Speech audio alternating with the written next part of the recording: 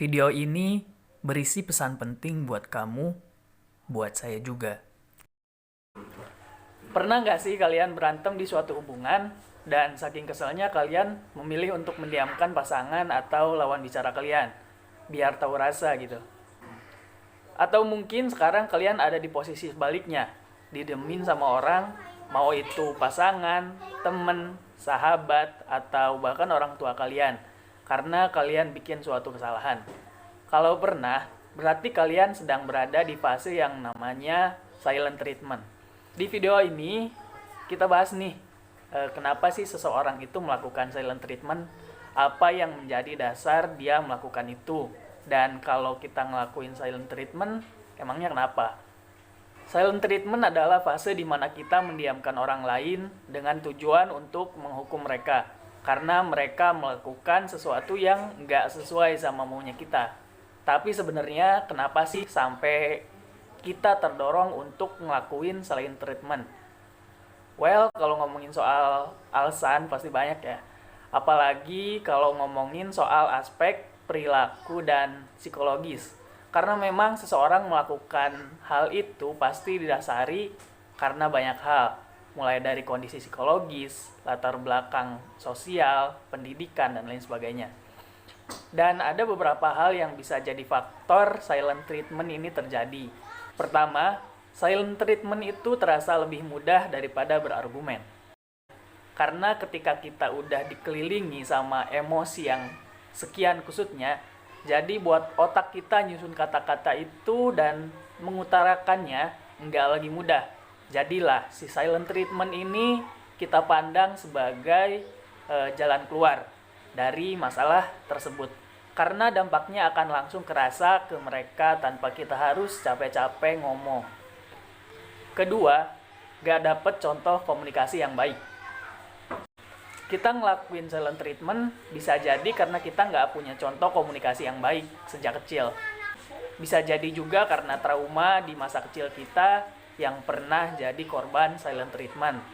Bayangin aja, ketika kita pengen ngutarain sesuatu yang kita rasa, tapi respon yang kita dapat adalah silent treatment. Nggak enak kan? Terlebih kalau hal itu kita terima dari orang yang kita anggap sebagai safe place-nya kita. Nah, dari pengalaman itu, secara nggak sadar kita menganggap bahwa silent treatment ini adalah sesuatu hal yang biasa dilakukan oleh semua orang. Padahal nggak juga. Ada banyak banget orang yang bisa menyelesaikan masalahnya tanpa silent treatment, termasuk kita. Itu yang kedua. Ketiga, adanya kecenderungan narsistik dan gengsi yang tinggi. Sebenarnya orang yang cenderung narsis itu adalah orang yang harga dirinya sensitif. Jadinya buat mereka yang ngerasa aman, mereka butuh perhatian dan kekaguman yang cukup.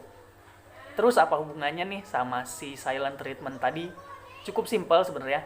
Karena ketika kita melakukan silent treatment, otomatis pasangan kita itu rela ngasih perhatian yang lebih dan rela ngelakuin apa aja yang kita mau. Hal ini membuat kita merasa punya kontrol. Dan untuk orang yang narsis, berada di posisi yang lebih tinggi itu memuaskan.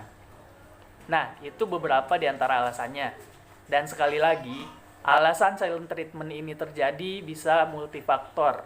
Bisa juga karena alasan lain. Jadi, nggak cuma itu aja. Sekarang mungkin pertanyaannya adalah, gimana sih cara untuk keluar dari perilaku silent treatment ini? Jawabannya cukup sederhana dan hampir kebalikan dari silent treatment itu sendiri, yaitu komunikasi secara asertif. Komunikasikan kebutuhan kita secara asertif. Komunikasi asertif adalah komunikasi yang enggak pasif dan enggak agresif juga. Enggak diem-dieman ketika kita ngerasa ada yang salah, dan enggak jadinya malah marah-marah juga. Komunikasikan secara baik apa yang sebenarnya kita rasa, dan apa yang jadi maunya kita. Jalin percakapan yang baik dengan tujuan memperbaiki hubungan. Suatu hal yang harus kita ingat kalau kita ngerasa bahwa hubungan kita ini berharga, komunikasi asertif bukan lagi hal yang baik untuk dilakukan, tapi komunikasi asertif adalah hal yang dibutuhkan. Terus sekarang muncul lagi pertanyaan, gimana sih caranya menjalin komunikasi asertif? setelah sering atau terlanjur melakukan silent treatment. Pertama, komunikasikan secara jujur. Coba deh komunikasikan dengan jujur apa yang kita rasakan. Karena tujuan komunikasi asertif ini buat bikin lawan bicara kita tahu tentang perasaan kita. Jangan malah diem-dieman dan dipendam terus. Ingat, mereka bukan dukun. Buat mereka tahu apa yang kita rasa, ya dengan cara dikasih tahu.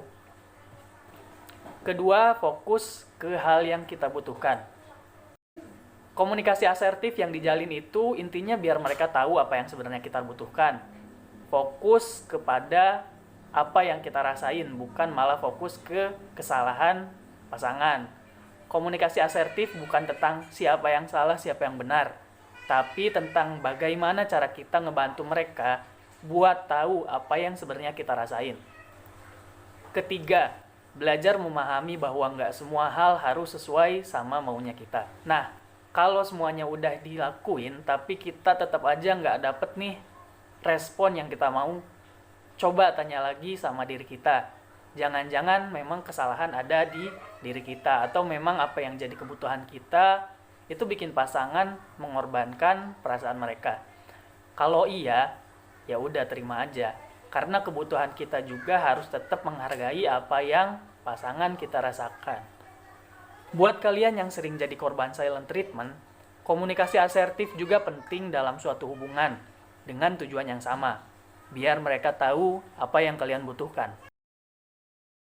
Perlu diingat nih, seberapapun kita ngerasa kalau silent treatment itu baik untuk diri kita, dan intervensinya tetap untuk membuat mereka merasa buruk, hal ini nggak menempatkan kita di posisi yang lebih baik, malah bisa jadi dampaknya negatif. Kenapa? Ya karena masalahnya tetap aja nggak selesai kan. Padahal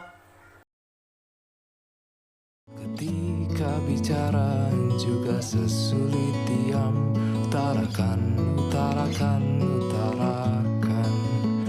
Utarakan, utarakan, utarakan.